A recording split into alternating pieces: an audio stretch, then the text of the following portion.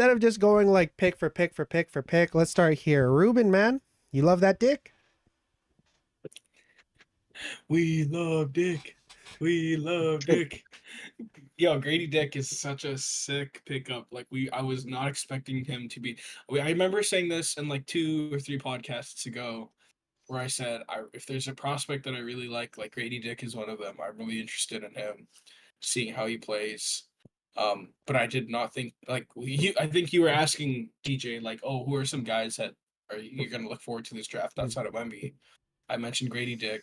I did not expect him to drop to Toronto. I am so happy because number one, Toronto was 28th in 3-point shooting last season.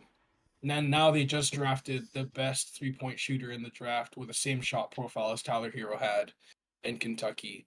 So I think that's really exciting, his growth. I think in the NBA, though, I think he'll translate more to a Klay Thompson style player, where I think off the ball, he's going to find a lot of success. But I think his length, his size, and his athleticism for a 6'8" white dude is really exciting. White man can jump. The dude can play for sure. Yeah, I think he's got some really. I think he's got some really good Yeah, I've potential seen him catch a for I've seen him catch a body or two on a putback. bro. Yeah, dude. I can't remember what dunk it was against, but man, when he cocked it back, when that dick cocked it back, and then sorry, yo, man, I think he's got at the next level. I think he has really good potential for 3-level scoring, and I'm really excited to see. Like I said, I think he'll translate more to Klay Thompson. I think, um, especially off DHOs with Scotty Barnes, that's gonna be fun to watch. Especially with Pascal, I think him and Pascal are gonna have a really nice 2-man game. From what I understand, the Pascal's looking to stay long term, so Grady Dick is such a great pick, man. It's not much for me to say other than the fact that everybody was completely shocked that he fell to 13. So, Yeah, I because I guess think people most don't. mocks had him going to where Jet Howard went at like 11. Yeah, Yeah. yeah, and there were some rumblings that he would go top 10. So, the fact that he fell to 13, pretty damn happy. Um, and side note, we also signed Marquis Noel to a 2-way Hey contract. man, I'm I really excited I for was that. watching K State during the tourney. Oh, that dude's a dog. That dude is a dog, man. I think they literally just drafted Fred VanVleet, Yeah. except I think he's much more. He's definitely I think he's smaller. much better. He's definitely smaller, but I think he's much better at getting to the rim. There's a level of playmaking that he has that I think Fred kind of had to develop into coming into the league because I think Fred's more of a shooting guard. But anyways, Well, you know, I think Toronto had a great draft. Marquise is an NY kid, I believe. So, Yeah, you know he's tough. But yeah, he's at Rucker like 3 oh times a yeah, week. oh yeah. I will say though, I like the dick pick, but had to slide that one in there. Know what I'm saying? But Yeah, what a great dick pic. I personally prefer Jordan Hawkins when you look at like the shooters coming to this draft. I think Grady Dick gives you great size, obviously, but I like Jordan Hawkins a little more. I will say, I think he's in another great Yeah. situation. But when you just think about, coming out of UConn, he's training with Ray Allen. His Hmm. 3 pointers are already like super sound. So I think those two guys are going to be the guys we're looking at. Like these guys can like definitely hit the shot day one, not even without any Yeah. shadow of the doubt. So I think it's just like you're just grasping at straws at this point. But I mean, Yeah. the size that he gives, I think he can definitely develop more of an in between game, given his like little spurts of athleticism that he showcased at Kansas. But yeah, I mean, do you see him being able to take over like a starting role, or do you think he'll be more of like a bench guy for this first year? I think that all depends on Fred and Pascal's situation. Mm. If Pascal does not get traded, but from what I've read multiple times, is that he has not committed to signing anywhere long term except for Toronto and Fred. And I think if Fred is gone, I think you're actually looking at Scotty playing the full point. And I think they slide Grady Dick at 3.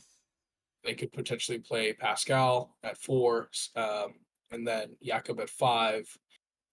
Gary Trent or OG probably will start as well. So, I mean, it's an interesting thing. I think there's still like a lot of limbo in that roster, but Grady Dick I think will eventually pan out to be a starting role player. Mm. Side note, I forgot to add, I think the difference between him and Jordan Hawkins, I think, is the second level of play is outside of their shooting. What can they do? And I think Gradey Dick is overall a better rebounder. I think defensively is where he still kind of struggles. His IQ on that end, but I think that's something that you can fix over time and learn at the next level. His size, like you mentioned, but I think he's also a really great playmaker off the dribble. And there's been a lot of moments where he's stuck in limbo, and I think he's able to create off the dribble as well. So I think that's the biggest difference. Jordan Hawkins was high on my list as well at 13, along with Keontae George and Oh there was another Nick Smith Jr. Potentially Casey Wallace, but he went earlier. I would have loved to have Casey Wallace, but yeah, I think it was a. I don't think there's been a time where there's a draft, or at least for Toronto, where you select the best player available that is also a massive fit. And it's typically you choose one or the other when you're drafting outside of the top five, right? It's literally like you're picking the best player available. If you're further down the draft, you pick based on fit. And sometimes the best player available might be there at 20, like OG was back in his draft. But I love the Gradey Dick pick because, again, fit, best player available, everything you needed, A plus Mm. draft. And he might have the lucky number 13 on his side. You never know. Yeah, I think lucky number 13. I think he just got number 00 actually. Oh no, his draft position, brother. Oh, okay, Think yeah. Lucky about number think about all 13. the guys that have been there. Oh yeah, who's that? Tyler, Devin Booker, Kobe. Kobe. Yeah. I think D Yeah, Mitch Kobe went was 13, 13. eh? Did he go 13 too? Kobe? Yeah, Kobe Let's went see. 13th to the Hornets, I believe. Yeah. I thought he was 15. I think about something else. Man. Dude, Carl Malone. Yo, listen to this one. Tyler Hansbrough. Oh, dog. Listen to this one. Dog. Thabo Cephalosha. Oh, he played a game in Air Maxes. Oh. That's a dog.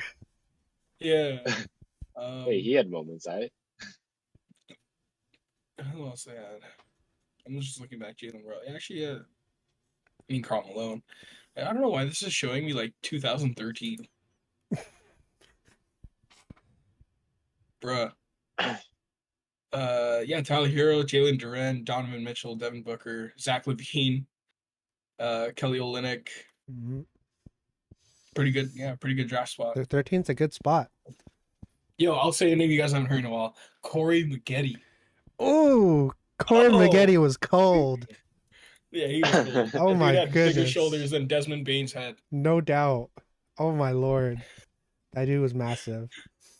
Alright, moving on from there though, Dick pick, Dick in the 6, whatever you want to pick. Dick in the 6. Oh, that's good. Yeah. Dick in the 6. Dick in the 6. Oh man, the Drake bars are gonna be. Mwah. Oh, yo, you're right. The Drake bars are going to be insane. Gonna say some sus shit for sure. Oh yeah. Yo, did you ever see that? Okay, side note, did you ever see that video where Drake said if like Jason Momoa came out the water, he'd give him a kiss? I did not, but I would not put that past Drake. We're talking about a guy who said 21. Can you do something for me? All the edits, all the